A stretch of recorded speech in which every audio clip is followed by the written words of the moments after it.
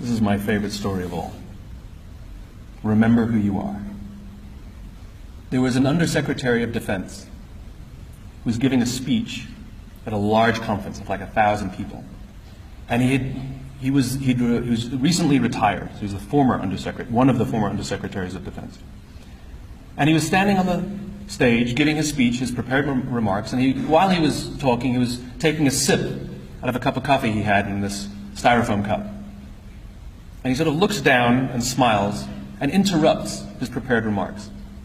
And he says, you know, last year I was the secretary, I was the undersecretary, and I spoke at this exact same event in this exact same venue last year. Except last year, while I was still undersecretary, they flew me here business class. They had a car waiting for me to take me from the airport to the hotel. Someone had already checked me in and escorted me up to my room. The next morning I came downstairs, there was someone waiting for me in the lobby, and they took me to this same venue.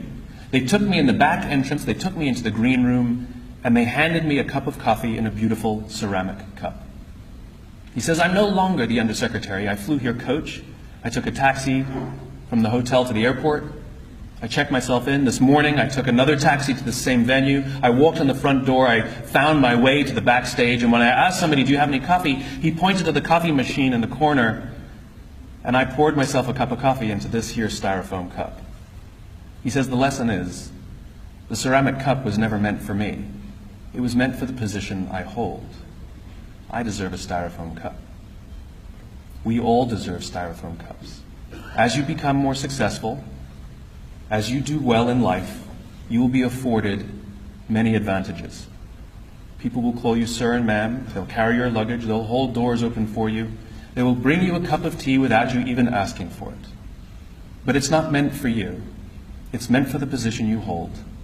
And when you move on, they will give all those things to the person who replaces you.